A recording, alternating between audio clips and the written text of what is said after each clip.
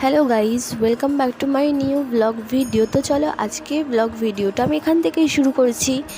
তো আজকে হচ্ছে হোলি, তো তোমাদের সবাইকে জানাই হ্যাপি হোলির অনেক অনেক শুভেচ্ছা।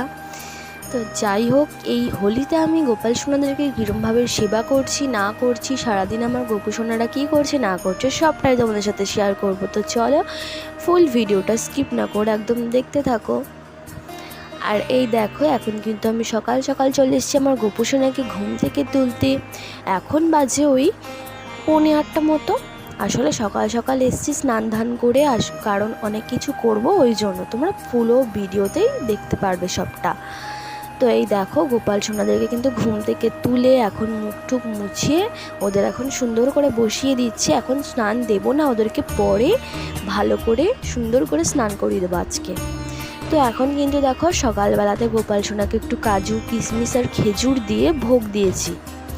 তো এই যে আবার গোপাল সোনারা চলো একটু ভোগ গ্রহণ করুক, আর তার মাঝখানে আমি চলে এলাম একটু ফুল নিয়ে, কারণ একটুখানি ভাবলাম সাজিয়ে দিই, নাহলে গোপাল সোনাদেরকে দেখতে কেমন লাগছে। তো এই জন্য ভাবলাম চলো ফুল দিয়ে সাজিয়েই দেওয়া যাক। তো একটু ছোট্টখাট্টো ফুল দিয়ে সাজিয়ে দিলাম, বাস খুব ভালোই লাগছিল। তো এবার আরতিটা করে নিই, দেন তারপর আমি চলে যাব, ততক্ষণে গোপাল সোনারা ভোগ গ্রহণ করে নেবে।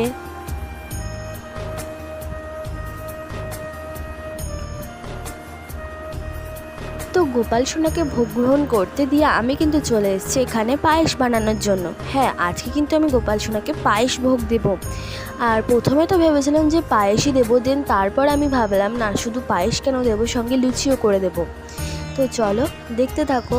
আর এখানে কিন্তু আমি এখন চালটাকে ঢেলে ভালো করে ধুয়ে নিচ্ছি, কারণ কোনো জিনিসটাই না ধুয়ে খাওয়া একদম উচিত নয়। আর আমি কিন্তু আজকে পুরো রান্নাটা ইন্ডাকশানে করব, মানে পায়েস করাটা আমি একটা আগেও করেছি, বাট একটাই প্রবলেম থাকে, তোমরা কিন্তু এই ইন্ডাকশানের সামনে দিয়ে একদম নড়তে পারবে না, কারণ একবার যদি ধরে যায় না, জিনিসটা একদম পুরো নষ্ট হয়ে যাবে। তো যাই হোক, এখানে কিন্তু আমি পুরো দুধটাকে ভালো করে জাল করে নেওয়ার পরে এখন আমি চালটাকে দিয়ে দিচ্ছি। আসলে ফুটিয়ে নিলে টেস্টটা খুব ভালো হয়, এটা আমি শুনেছি, ওই জন্য আমি সেটাই করছি। আর অল্প করেই চাল দিয়েছিলাম, যাতে দুধের সাথে একটু ক্ষীর টাইপের হয়, কারণ নাহলে বেশি যদি চাল হয়ে যায় আর দুধটা যদি কম হয়ে যায় অতটা ভালো হয় না। তো এখানে কিন্তু আমার পায়েস একদম অলমোস্ট রেডি হয়ে গেছে, শুধুমাত্র আমি এইখানে ইউজ করব জাস্ট কাজু আর কিশমিশ। তো তার জন্য আমি এখানে কি করছি না করছি সবটাই তোমরা দেখতে পাবে। আর আমি কিন্তু পায়েসটাকে একটু বেশি ঘাটাচ্ছিলাম, যাতে একটু ক্ষীর টাইপের হয় জিনিসটা। আর এইখানে দেখো, আমি কিন্তু কাজু আর কিশমিশটাকেও ভালো করে কুচিয়ে নিলাম, যাতে জিনিসটা অনেক সুন্দর হয়। তো তারপর আমি পায়েসটাকে একদম নামিয়ে চলে এসেছি এখানে ফুলগুলো গোছাতে। তো এখানে দেখো, রজনীগন্ধা ফুলের মালা আছে, এখানে ফল আছে, আর এটার মধ্যে কি আছে তোমরা দেখো, গোপাল সোনার জন্য ফিচকারি কিনে আনা হয়েছে। আর এখানে কিন্তু আবিরও রয়েছে, আর এখানে একটু মিষ্টি আছে, আমি জানি না কি মিষ্টি, চলো দেখা যাক কি মিষ্টি এনেছে মা। আর আমার গোপু সোনা কিন্তু সামনে বসে বসে সব কিছু দেখছে। আর এখানে আমি ফলগুলোকে বার করে ভালো করে ধুয়ে নিলাম। আর এই দেখো, আমি কিন্তু এখন এখানে দেখে নিচ্ছি কি মিষ্টি আছে। লাড্ডু এনেছে মা দেখছি। আসলে লাড্ডু তো গোপালের অনেক পছন্দের একটি খাবার, ওই জন্য মা বললো লাড্ডুটাই নিয়ে যাই। তাই ভাবলাম ঠিক আছে, তাই ভালো। তো আর লাড্ডুগুলো না ভীষণ নরম, আলতো আলতো করে ধরতে হচ্ছিলো, নাহলে পুরো ভেঙে যাচ্ছিলো। ভীষণ সুন্দর।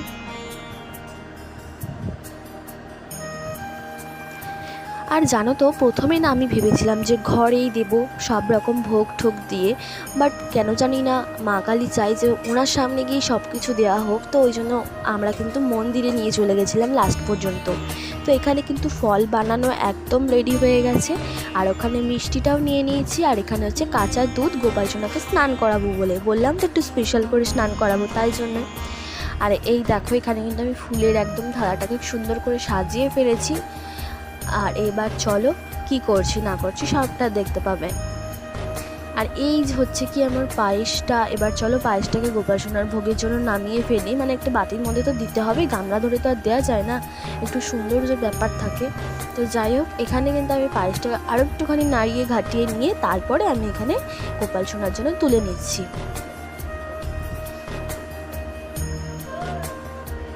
আর পায়েসটা কিন্তু ভীষণ সুন্দর হয়েছিল।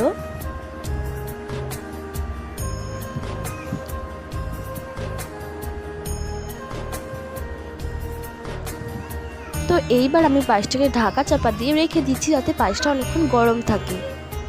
আর এই দিকে দেখো আমি কিন্তু এখানে সব ঠাকুরকে ভোগ লাগিয়ে দিয়েছি আর সুন্দর করে সাজিয়েও দিয়েছি ফুল টুল দিয়ে। আসলে গোপাল সোনাকে নামিয়ে নিয়েছিলাম, তোমাদের বললাম যে আমি মন্দিরে নিয়ে যাব, ওই জন্যই।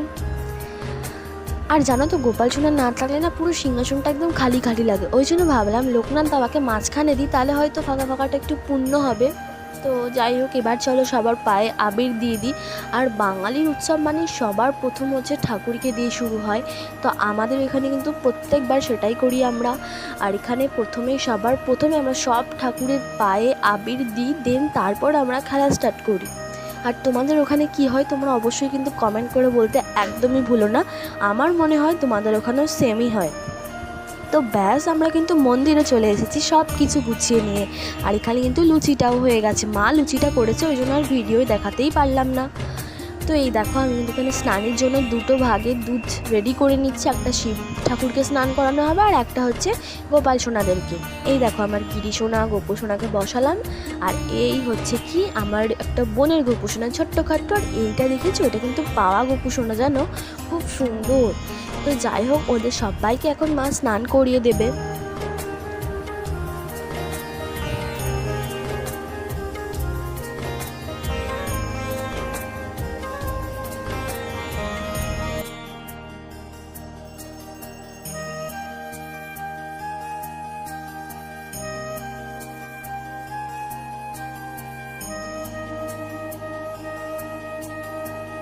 আর এইখানে কিন্তু দুধ দিয়ে স্নান করানোর পর মা গঙ্গা জল দিয়ে এবার স্নানটা দিয়ে দিয়েছে গোপাল সোনার।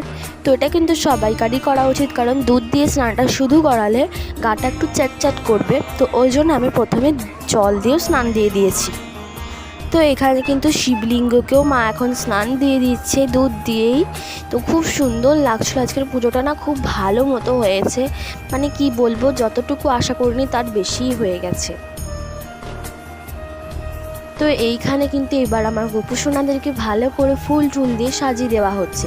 প্রথমে তো আমার গোপু সোনাকে খালি গায়ে রেখেছিল, মাই বলেছিল যে খালি গায়েই রাখ, কারণ আবির খেলবে তো জামা কাপড় নষ্ট হয়ে যেতে পারে। তো দেখছে সবাই এখানে জামা কাপড় পরে আছে, ওই জন্য মা বলে তুই যা ঘরে গিয়ে জামা কাপড় নেয়। আমি বললাম থাক, গরমে এখানে বসে থাকবে, একাতে পাখা নেই, আমি বরং প্যান্ট দুটো নিয়ে আসি, আমি ওর প্যান্ট দুটোই পরিয়ে দিই। তো ওই জন্য ওদের দেখো প্যান্ট দুটোও পরিয়ে দিয়েছে, আর কত সুন্দর লাগছে না সবাইকে এখানে। আর এখানে তোমরা বলো তো কটা গোপু সোনা আছে? আর এখানে কিন্তু আর একজনে এসে উপস্থিত হয়েছে, রাধা আর কৃষ্ণ, এটা কিন্তু আমার নন্দার। তো উনি এনে দিল, বললো সবাই যখন আছে আমার রাধাকৃষ্ণই কেন বাদ থাকবে, তো ওনাকেও এনে দেওয়া হলো। আর এখন সবার গালে গালে আবির দিয়ে দিচ্ছি, সবাইকে আবির দিয়ে একটুখানি রং রং করে দিচ্ছি, খুব সুন্দর লাগছিল কিন্তু সবাইকে। আর আমি দিলাম, তারপরে আমার নন্নাও এখানে দিয়ে দিচ্ছে, তারপরে কিন্তু আমার মাও দেবে। তোমরা দেখতে থাকো ভিডিওটা, অনেক মজা হতে চলেছে।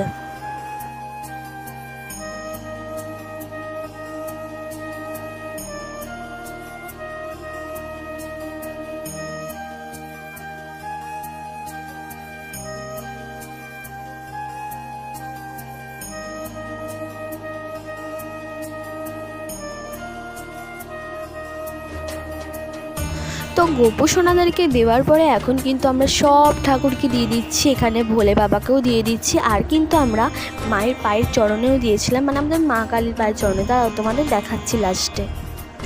আর এই দেখো সব ঠাকুর একদম ওখানে আছে, পাশে জগন্নাথ রথের উপর, আর এই হচ্ছে আমার গোপাল সোনাদের ঝাঁক, আর মায়ের বেদির ওপরেই যেন তো রাখা হয়েছে। আর এই হচ্ছে মায়ের চরণ, ওখানেও কিন্তু দেওয়া হয়েছে, তোমাদের বললাম তো। তো যাই হোক, এই দেখো এবার মা আরতি করে নিচ্ছি। আর আমরা না ব্রাহ্মণ সম্বন্ধে অতটা পুজোটা দিলাম না, ভাবলাম নিজেরাই দিই। এখানে আরতি করে নেওয়া হচ্ছে, দেন আমরা এখন বাইরে চলে যাব, তো তারপরে ভোগ গ্রহণ করা হয়ে গেলেই তো পুজোটা শেষ। তো যাই হোক, এই দেখো,